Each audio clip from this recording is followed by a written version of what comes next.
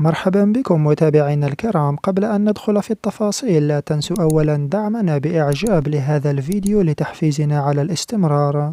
إذا آخر مخرجات النماذج الرقمية العالمية للرصد الجوي تشير إلى احتمالية لدخول منخفض جوي عميق إلى منطقة الحوض الغربي للمتوسط قادم من شمال المحيط الأطلسي مرورا بشبه الجزيرة الإيبيرية، وسيتحول إلى منخفض قطع فور دخوله إلى منطقة خليج الأسد، ومن ثم سيتحرك ببطء نحو جزيرة سردينيا وباتجاه البحر التيراني، وبعدها سيتجه نحو البحر الآيوني مرورا بمضيق صقلية مصحوب برياح قوية تتعدى سرعتها حاجز 100 كيلومتر على الساعة. المناطق الشمالية الوسطى والشرقية للجزائر خصوصا وبدرجة أقل السواحل الغربية من المحتمل أن تتأثر بجدار هذا المنخفض الجوي القوي بداية من ليلة الجمعة 8 ديسمبر وإلى غاية صبيحة الأحد 10 ديسمبر 2023،